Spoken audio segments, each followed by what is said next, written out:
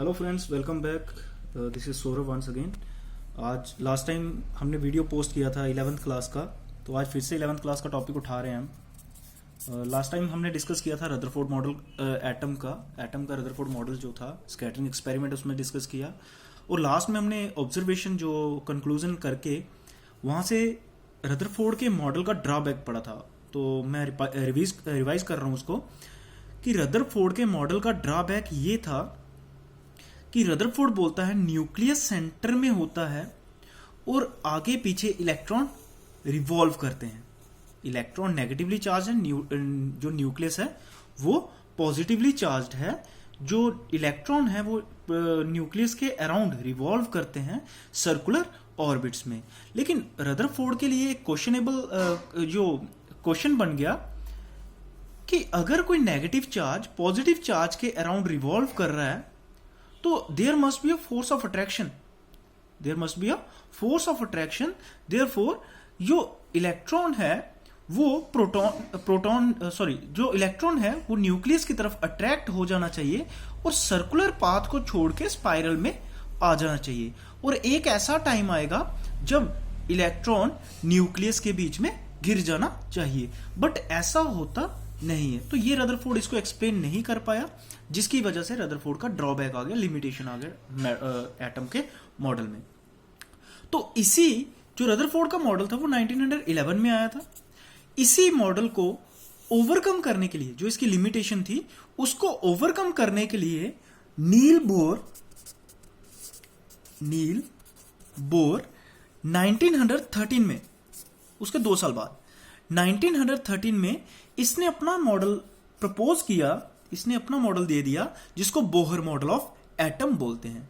देखिए, जो Bohr model of atom अगर आप बात करें, बोहर ने रदरफोर्ड के पोस्टुलेट को ही कंसीडर किया। सिर्फ उसने रदरफोर्ड की जो रदरफोर्ड का जो ड्रॉबैक था उसको ओवरकम कर दिया, उसको एक्सप्लेन कर दिया कि ऐसा क्यों होता है, या फिर इलेक्ट्रॉन जो है न्यूक्लियस के बीच में क्यों नहीं गिरता, इसको उसने एक्सप्लेन कर दिया, जिसकी वजह से रदरफोर्ड मॉडल वेल फेमस हो गया। और इसको जो रदरफोर्ड का मॉडल था इसको ज्यादा कंपैरेटिवली अगर रदरफोर्ड से कंपेयर करें तो इसको ज्यादा प्रेफरेंस दी जाती है, बिकॉज इसने रदरफोर्ड के मॉडल को भी एक्सप्लेन कर दिया और उसकी लिमिटेशन को भी। तो इसको डिस्कस करते हैं। तो जो बोहर मॉडल ऑफ एटम है, बोहर के अकॉर्डिंग क्या होता है, इसका फर्स्ट पोस्टुलेट है कि एटम के बीच में जो न्यूक्लियस होगा वो पॉजिटिवली चार्ज्ड होता है और सेंटर में प्रेजेंट होता है, सेंटर ऑफ एटम के बीच में प्रेजेंट होगा। मतलब कहने का मतलब है एटम के बीच में, atom consist of positively charged nucleus present at the centre of the atom and electrons revolves around nucleus in circular orbits। इसका कहने का मतलब ये हुआ कि एटम जो है उसमें सेंटर में न्यूक्लियस है, स्मॉल पॉजिटिवली चार्ज पोर्शन है जिसको न्यूक्लियस बोलते हैं, और इलेक्ट्रॉन जो है वो रिवॉल्व कर रहा है न्यूक्लियस के अराउंड सर्कुलर ऑर्बिट्स में। कहने का मतलब हुआ सेंटर में न्यूक्लियस और आगे पीछे सर्कुलर ऑर्बिट्स हैं जिसके बीच में इलेक्ट्रॉन रिवॉल्व कर रहा है। अब दूसरा पॉइंट इसने बोला कि न्यूक्लियस के around there are number of circular orbits. कहता न्यूक्लियस के around number of circular orbits हैं, लेकिन out of these circular orbits, मतलब ये जितने भी ऑर्बिट्स हैं, इलेक्ट्रॉन सबके सब ऑर्बिट्स में प्रेजेंट नहीं होता। Electrons are present only in those orbits which have fixed value of energy। Fixed value of energy बोल सकते हो, हम इस पॉइंट में ले लेते हैं एंगुलर क्वांटम एंगुलर मोमेंटम। कहने का मतलब हुआ कि न्यूक्लियस के around a number of circular orbits हैं, लेकिन सारे के सारे ऑर्बिट्स में इलेक्ट्रॉन प्रेजेंट नहीं होता। इलेक्ट्रॉन सिर्फ उन्हीं ऑर्बिट में प्रेजेंट होता है जिनके बीच में एंगुलर मोमेंटम, एंगुलर मोमेंटम का मतलब हो गया कि कितना मास कंजर्व्ड है किसी सबस्टांस में जब वो सर्कुलरली मूव कर रही है, जब वो सर्कुलरली मूव कर रही है उसके अंदर कितना मोमेंटम, कितना मास कंजर्व्ड है, उसको बोलते हैं एंगुलर मोमेंटम। तो कहने का मतलब हो गया इलेक्ट्रॉन सिर्फ उन्हीं ऑर्बिट में प्रेजेंट होंगे जिनके बीच में एंगुलर मोमेंटम की वैल्यू फिक्स होगी, एंगुलर मोमेंटम की वैल्यू फिक्स होगी। और इन ऑर्बिट्स को एनर्जी लेवल भी बोला जाता है। एनर्जी लेवल या फिर स्टेशनरी स्टेट्स, या फिर स्टेशनरी स्टेट्स कहा जाता है। कहता है इन ऑर्बिट्स को, ये जो सर्कुलर ऑर्बिट्स हैं, इनको एनर्जी लेवल भी बोला जाता है और इनको स्टेशनरी स्टेट भी बोला जाता है। एनर्जी लेवल इनको डिनोट किया जाता है K, L, M, N, O and so on. मतलब अगर फर्स्ट शेल होगा, फर्स्ट ऑर्बिट होगा, उसको हम K से डिनोट करते हैं, ये आपने 10th में भी पढ़ा होगा। L को हम सेकंड डिनोट करते हैं, थर्ड को हम M से, फोर्थ को N से एंड फिफ्थ को O से एंड सो ऑन चलता रहता है। अब इन्हीं ऑर्बिट्स को, जिन ऑर्बिट्स में इलेक्ट्रॉन प्रेजेंट होते हैं, उनको स्टेशनरी स्टेट कहा जाता है। लेकिन स्टेशनरी स्टेट का मतलब ये नहीं है कि इलेक्ट्रॉन स्टेशनरी है। इलेक्ट्रॉन स्टेशनरी स्टेट का मतलब ये नहीं है कि इलेक्ट्रॉन स्टेशनरी है, बट इसका मतलब है कि जो एनर्जी है इलेक्ट्रॉन की वो फिक्स है, इज स्टेशनरी। मतलब इलेक्ट्रॉन की जो एनर्जी है वो फिक्स होती है। तो कहने का मतलब हो गया इलेक्ट्रॉन उन्हीं ऑर्बिट में प्रेजेंट होगा जिनके बीच में एनर्जी की वैल्यू फिक्स होगी। और इन ऑर्बिट्स को हम एनर्जी स्टेट्स भी बोलते हैं, एनर्जी लेवल भी बोलते हैं, या फिर स्टेशनरी स्टेट भी बोलते हैं। यह था इसका दूसरा पॉइंट। फिर इसके बाद बोहर का थर्ड पोस्टुलेट था कि जो एंगुलर मोमेंटम होता है, angular momentum of electron in any orbit, किसी भी ऑर्बिट में किसी इलेक्ट्रॉन का एंगुलर मोमेंटम जो होता है वो क्वांटाइज्ड होता है। क्वांटाइज्ड का मतलब हो गया उसकी एक डिस्क्रीट वैल्यू होगी, मतलब उसकी एक फ्रैक्शनल कोई पार्ट्स में वैल्यू नहीं होगी, उसका एक पैकेट ऑफ जो वैल्यू होगी। लेट अस सपोज मैं बात कर रहा हूं, इसका जो एंगुलर मोमेंटम को डिनोट करते हैं m mass of electron, v velocity of electron, r is the radius of orbit, जिस ऑर्बिट में ये मूव कर रहा है उसका रेडियस। तो ये किसके बराबर होगा, NH/2π। n is any integer, मतलब n की वैल्यू जो होगी इंटीजर, मतलब कि जो एंगुलर मोमेंटम की वैल्यू है वो n क्या हो गया, इंटीजर। मतलब 1h/2π भी हो सकती है, 2h/2π भी हो सकती है, 3h/2π भी हो सकती है। मतलब h/2π का इंटीग्रल मल्टीपल होगा, h/2π का इंटीग्रल मल्टीपल होगा। तो इसका थर्ड पोस्टुलेट ये था कि एंगुलर मोमेंटम किसी भी इलेक्ट्रॉन का किसी ऑर्बिट में उसकी वैल्यू जो होती है दैट इज क्वांटाइज्ड, मतलब उसकी पैकेट में वैल्यू होगी। h/2π हो सकता है, 2h/2π भी हो सकता है, 3h ऐसे ही, मतलब मल्टीपल होना चाहिए h/2π का। तो इसको बोलते हैं क्वांटाइज्ड, इसको बोलते हैं क्वांटाइज्ड। मतलब इनकी जो वैल्यू होगी that is discrete value, that is discrete value. Discrete का मतलब होगा पैकेट्स में वैल्यू होगी, इसकी कभी भी कॉन्टिन्यूस वैल्यू नहीं होगी, पॉइंट्स में कभी भी वैल्यू नहीं होगी। तो थर्ड पोस्टुलेट इसका ये था कि इलेक्ट्रॉन जब भी किसी ऑर्बिट में प्रेजेंट हो उसके एंगुलर मोमेंटम की वैल्यू हमेशा क्वांटाइज्ड होती है, डिस्क्रीट होती है। फोर्थ पोस्टुलेट इसका ये था कि जिस तरह से एंगुलर मोमेंटम, जिस तरह से एंगुलर मोमेंटम की वैल्यू फिक्स है, the energy of electron in a particular shell बोल सकते हो या energy level is also quantized. कहने का मतलब है जिस तरह से एंगुलर मोमेंटम की वैल्यू फिक्स है उसी तरह से किसी भी इलेक्ट्रॉन की एनर्जी किसी शेल में वो भी क्वांटाइज्ड होगी। वो किसके बराबर होता है? -2πme4, -2π² me4 upon n² h²। आप इसको अगर सिंप्लीफाई कर लो तो ये आ जाता है -13.6 अपॉन n² इलेक्ट्रॉन वोल्ट पर मोल, इलेक्ट्रॉन वोल्ट पर मोल। तो कहने का मतलब है कि अगर मैं फर्स्ट शेल की बात करता हूं, वहां पे एनर्जी की वैल्यू होगी -1.36। ठीक, तो ये आ जाएगा किसके लिए? हाइड्रोजन एटम के लिए। ये किसके लिए होता है?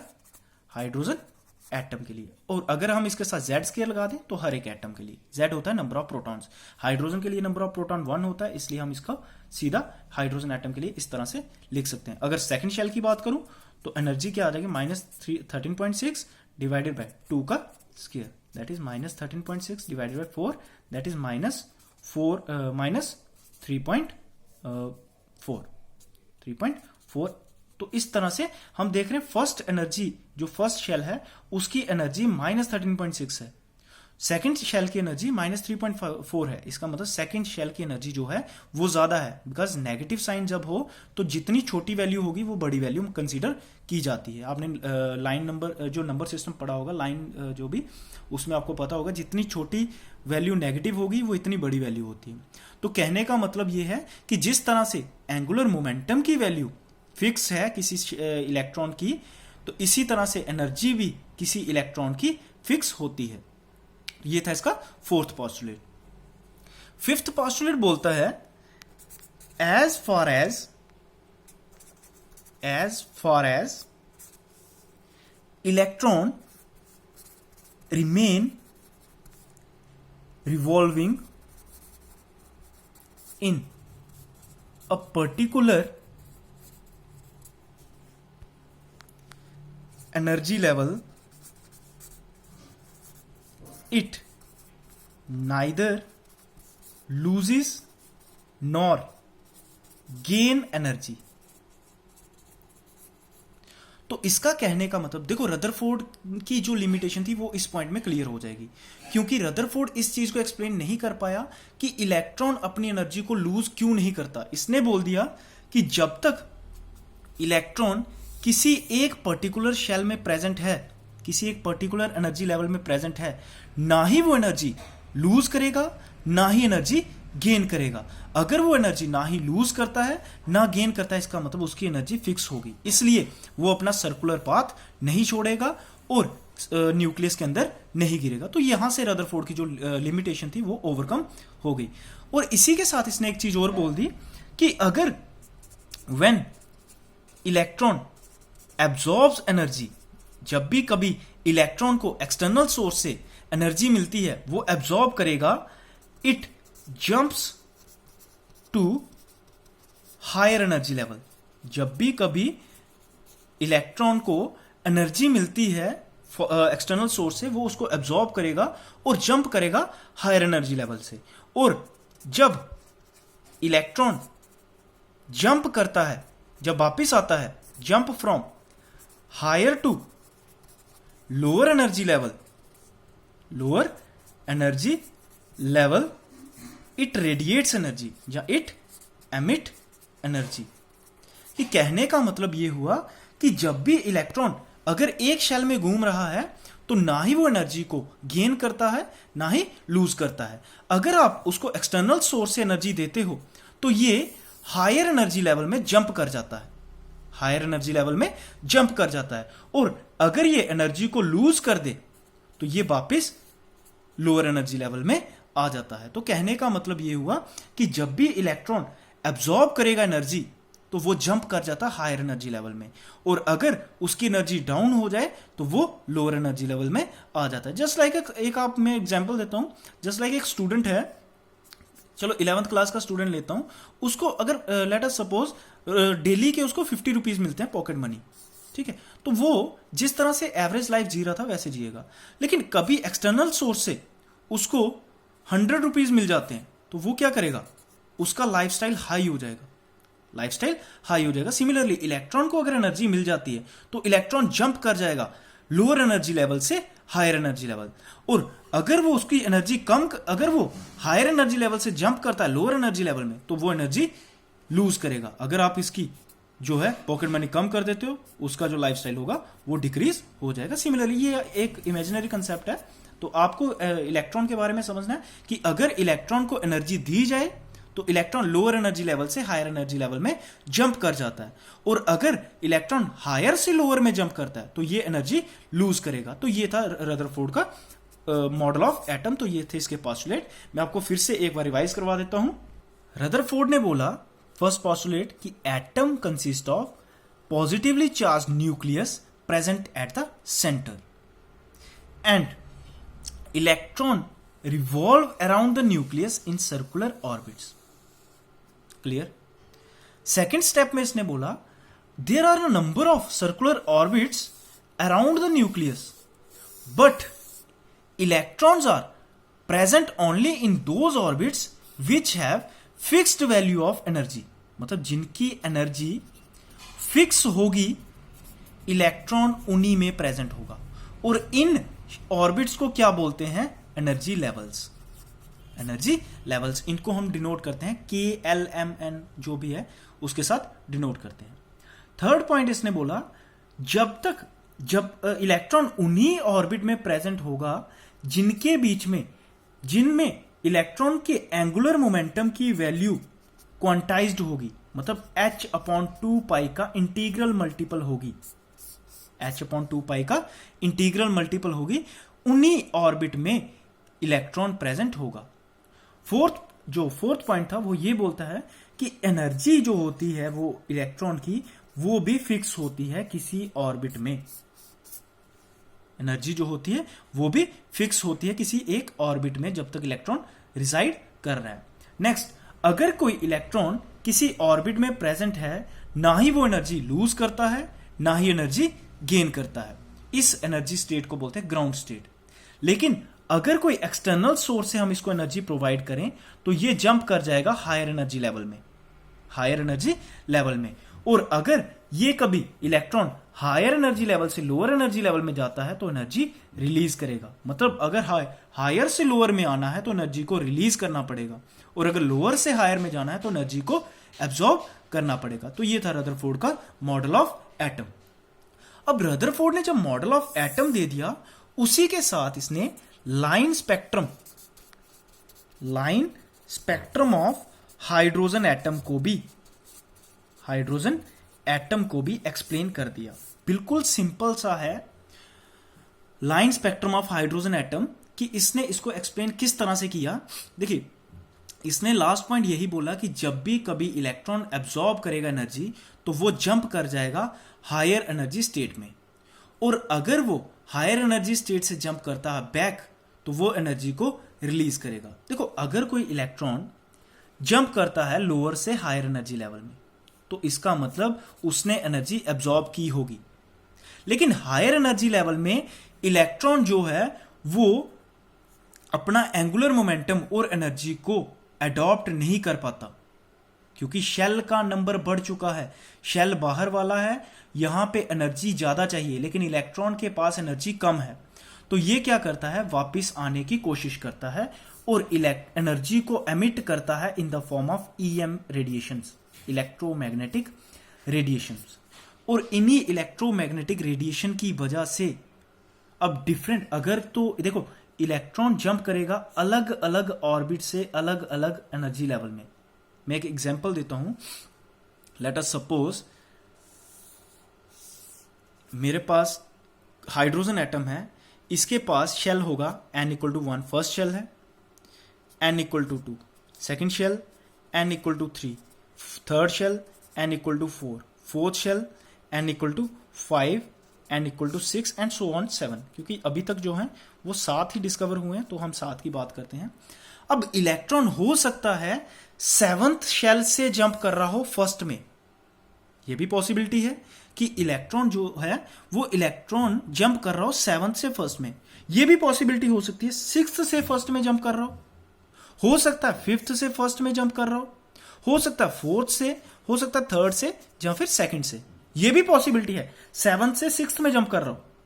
तो अलग अलग, अब देखो इलेक्ट्रॉन जंप कर रहा है डिफरेंट एनर्जी लेवल से डिफरेंट एनर्जी लेवल में, तो इसका मतलब जो एनर्जी रिलीज होगी उनकी वैल्यू भी डिफरेंट होगी।